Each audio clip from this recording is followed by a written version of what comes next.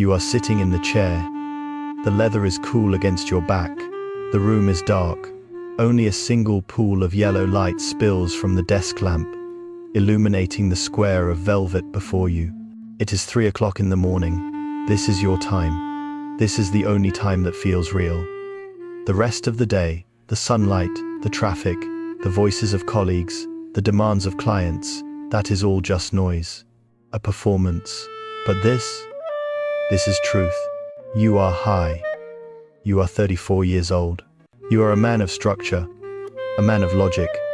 People look at you and see a successful architect, someone who draws lines that become buildings, someone who creates order out of empty space. They admire your discipline.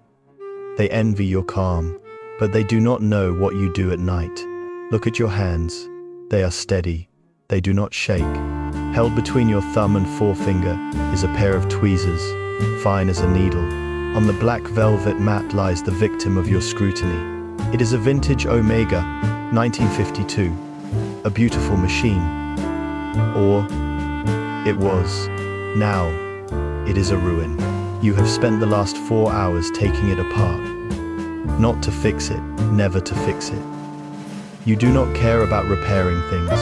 You care about knowing them. You place a tiny brass gear onto the velvet, aligning it perfectly with the others. A row of soldiers, a row of dead bodies, mainspring, escapement, balance wheel, hairspring. You exhale slowly. There is a profound satisfaction in this moment, a drug-like release. Do you feel it? That tightness in your chest, the one that has been squeezing your ribs all day, finally loosening. Why does this bring you peace? The world outside is chaotic. People are unpredictable. They say one thing and mean another. They smile when they are angry. They cry when they are happy. Emotions are messy. They spill over. They stain. But a watch is honest. If a watch stops, there is a reason. A broken tooth on a gear, dried oil, a snapped spring. It is physics. It is cause and effect. There is no mystery here, only mechanics. When you disassemble the watch, you are stripping away the illusion. You are removing the face, the part that lies to the world about what time it is, and you are exposing the guts. You look at the scattered parts. Silence. That is what you are really after. Not the silence of the room, but the silence of the thing. When the watch was whole, it ticked, tick-tock, tick-tock. A constant, nagging reminder that time is passing, that life is slipping away, that something is coming. But now, disassembled, it is quiet, it is dead, and in its death, it is safe. You lean back, you take off the jeweler's loupe from your eye, you rub the bridge of your nose. This is your ritual. This is how you survive yourself. You take the complex, ticking, living things, and you break them down until they can no longer hurt you. You tell yourself it is just a hobby. You tell yourself you just like mechanics. But deep down, in a place you rarely let yourself look, you know the truth. You are not taking apart a watch. You are trying to take apart your own mind, piece by piece, hoping that if you lay it all out on the table, you might finally understand why it hurts so much to be alive. We often convince ourselves that we are experts at hiding. We think our mask is impenetrable. You walk through your life encased in glass. You can see everyone, and they can see you, but nothing can touch you. Think about yesterday at the office. Your assistant, a young woman with bright eyes and a nervous laugh, dropped a stack of files. Coffee spilled. It was a mess. Chaos. She panicked. She apologized profusely, her face flushing red, waiting for you to react, waiting for anger, waiting for reassurance, waiting for something. And what did you do? You stood there. You looked at the puddle of brown liquid spreading across the white floor tiles. You calculated the trajectory of the spill. You noted the time. Call the cleaners, you said. Your voice was flat, even, devoid of any frequency that could be interpreted as emotion. Then you walked into your office and closed the door. You heard them whispering later. He's a robot. one of them said. Does he even have a heart? Asked another. I've never seen him cry. I've never even seen him really laugh. It's like talking to a wall. They think you are arrogant. Or perhaps they think you are a sociopath. But we know that isn't true, don't we? It is not that you don't feel. It is that you feel too much. If you let yourself feel the girl's embarrassment, if you let yourself feel the frustration of the mistake, if you let one single drop of emotion through that glass wall, you are terrified that the whole structure will shatter. You are a dam holding back an ocean. To the village below, the dam looks strong, immovable, stone-faced. But only the dam knows the immense, crushing pressure of the water pushing against it 24 hours a day. So you cultivate the cold. You wear your suits like armor. You speak in concise sentences. You reduce interactions to transactions. Because transactions are safe. Like the gears on your velvet mat. Input, output, cause, effect. But tonight, the ritual is failing you. Look at the table. The omega is in pieces. The silence is there. But the piece? The piece is missing. Your hand reaches out to move the balance cock, a delicate bridge of metal. Clink, your tweezers slip. The metal part hits the glass base of the lamp. It is a tiny sound.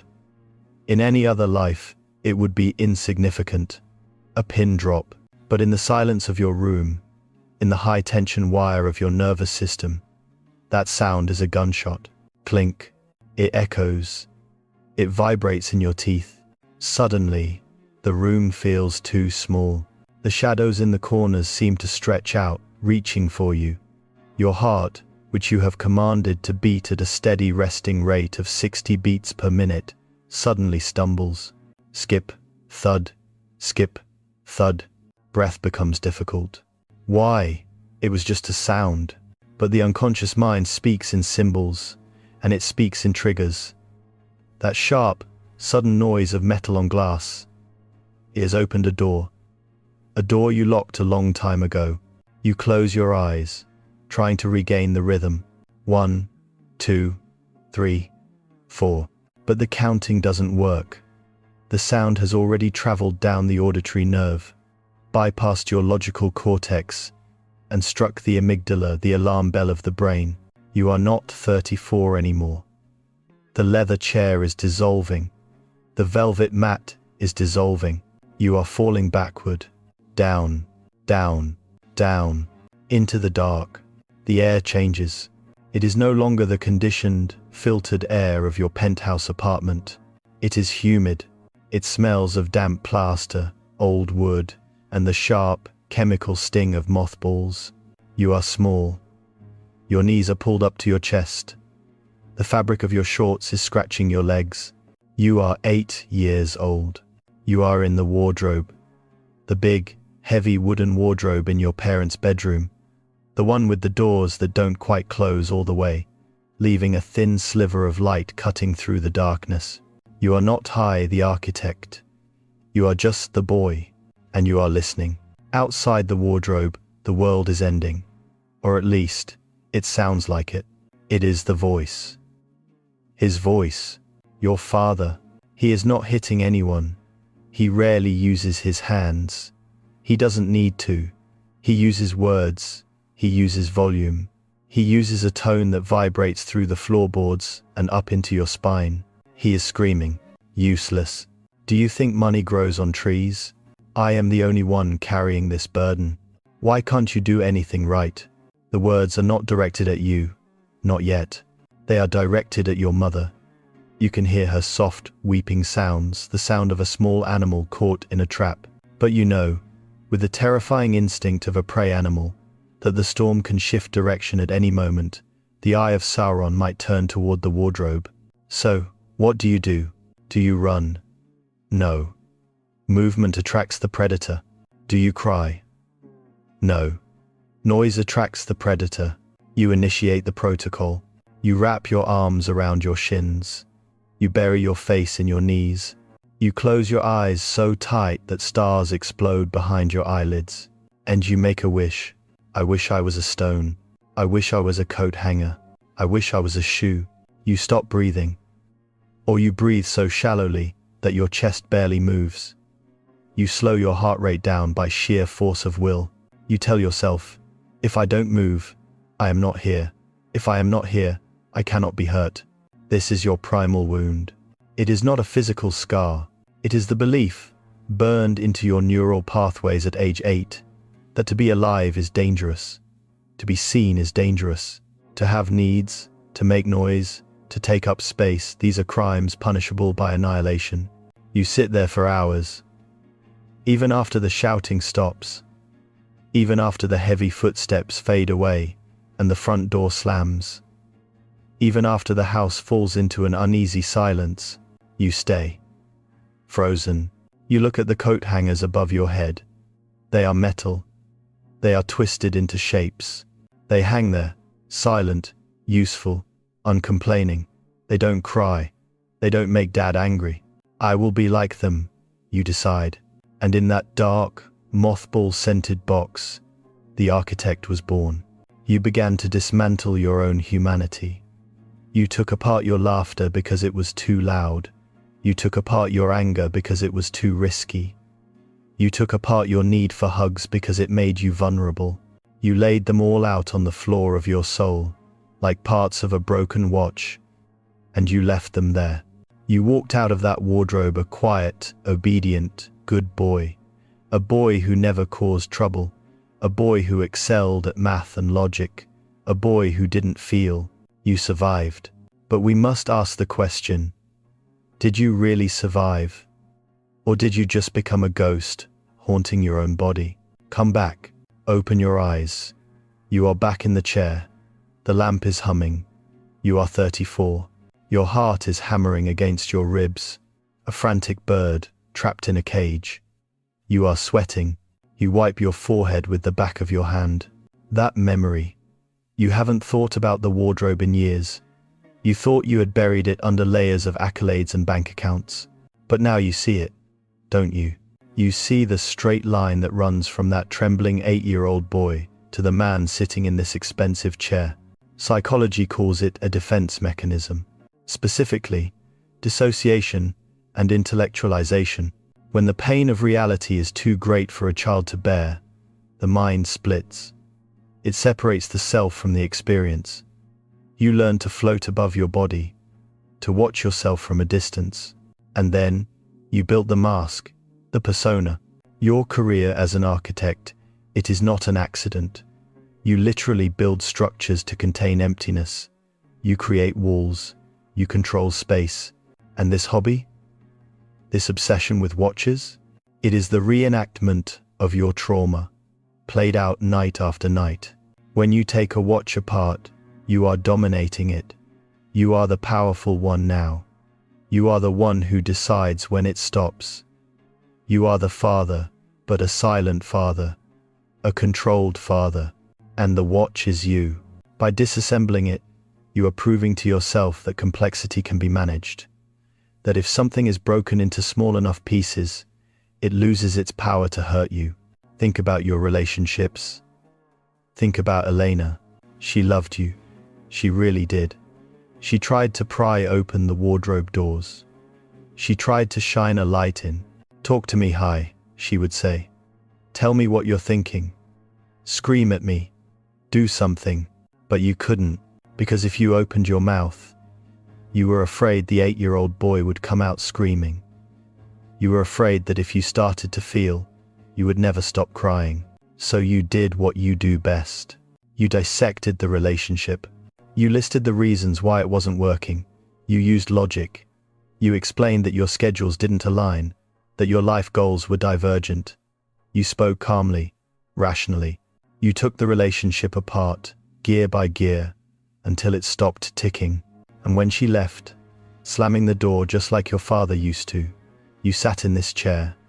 You didn't chase her. You didn't cry.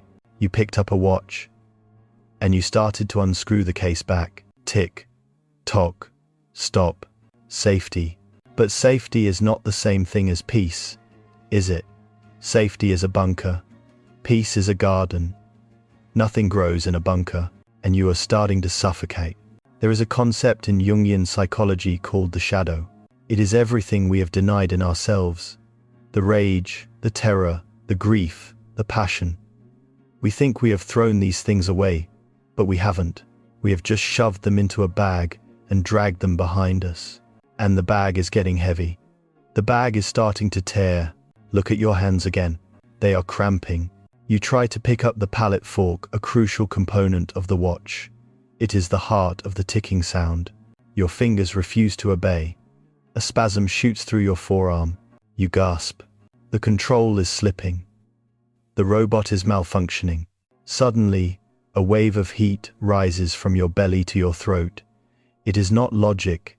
It is not architecture. It is raw, molten emotion. It is anger. Anger at the father who made you small. Anger at the mother who didn't protect you. Anger at the world for being so loud. And mostly, anger at yourself for being so cowardly, so cold, so dead while you are still alive. Why do I have to be like this? The thought screams in your mind. You look at the perfectly aligned gears on the velvet. They mock you. They are so neat, so perfect, so dead. You hate them.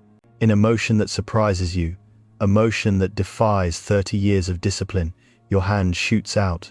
You sweep your arm across the desk. Crash. The lamp wobbles. The tweezers fly. And the hundreds of tiny, precious vintage watch parts are swept off the velvet. They scatter across the hardwood floor. They bounce.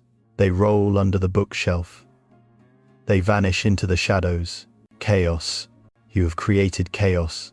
You stand up, your chair scraping loud and harsh against the floor. You are breathing heavily, like a man who has just run a marathon. You wait for the punishment. You wait for the door to slam. You wait for the shouting, but there is only silence. And then the panic sets in. The perfectionist in you, the controller, screams, "Pick them up. Fix it. Order. We need order." You drop to your knees. You start scrambling on the floor, frantically looking for the tiny screws, the hairsprings. You are desperate. If you don't fix this, the dam will break. If you don't fix this, you will die. You find a mainspring. It is bent, ruined. You hold it in your hand, and then you stop. You stop searching. You stop fixing. You collapse backward, sitting on your heels in the middle of the mess. In the middle of the wreckage of your own making. The shadow has broken out. The dam has cracked. And you realize something terrifying and beautiful. The water is rushing in, but you are not drowning. You sit on the floor for a long time. The adrenaline fades, leaving a deep, aching exhaustion. The room is still dim. The parts are still scattered. The watch is never going to run again. It is destroyed, and you are still here. The roof didn't cave in. The world didn't end. You look at the bent spring in your palm. It is damaged, imperfect. For the first time in your life, you don't try to straighten it. You just hold it. This is the beginning of what Jung called individuation. It is the process of becoming whole, not perfect whole. Wholeness includes the broken parts. Wholeness includes the fear. Wholeness includes the 8-year-old boy shivering in the dark. You close your eyes and you go back to the wardrobe one last time. The boy is still there. He is still waiting for the signal that it is safe to come out. He has been waiting for 26 years. In your mind, you open the door. The light hits his face. He flinches. He expects the father. But he sees you, the adult you. The man who survived. You kneel down. You don't tell him to stop crying. You don't tell him to be a man. You don't hand him a mask. You simply sit down next to him in the cramped darkness. You put your arm around his small, rigid shoulders. "I see you," you whisper to him. "I see how scared you are. It's okay. You don't have to hold the walls up anymore. I've got this." You feel the boy's body soften against yours. You feel the sob that has been stuck in his throat for decades finally release. And in the physical world, inside your penthouse apartment, a sound breaks the silence. It is a sob. It comes from your throat. It is ragged, ugly, and loud. It is not a polite sound. It is a primal sound. Tears stream down your face, hot and fast. They drip onto your shirt. They drip onto the floor, landing among the scattered gears. You cry for the lost years. You cry for Elena. You cry for the exhaustion of being strong. You let the dam break, and as the water flows, it washes away the dust. It washes away the pretense. You realize that you don't need to be a watch. You don't need to be a mechanism that keeps perfect time. You are flesh and blood. You are allowed to be messy. You are allowed to be late. You are allowed to be broken. There is a Japanese art called kintsugi, repairing broken pottery with gold lacquer. They believe that the cracks make the object more beautiful, more valuable, because they tell a story. They prove that the object has a history. You look at the mess on the floor. You won't pick it up tonight. Maybe you will sweep it up tomorrow. Maybe you will leave it there as a reminder. You stand up. Your legs are stiff. You walk to the window and look out at the city. The lights are blinking. Chaos. Millions of people living messy, uncoordinated lives. For the first time, you don't feel the need to fix them. You press your hand against the glass. It is cold, but your hand is warm. You take a deep breath. Inhale. Exhale. 1, 2. It is not the ticking of a clock. It is the rhythm of your own life, finally starting to move again. You are high. You are broken. You are healing. And for the first time in a long time, the silence is not empty. It is full. It is peace.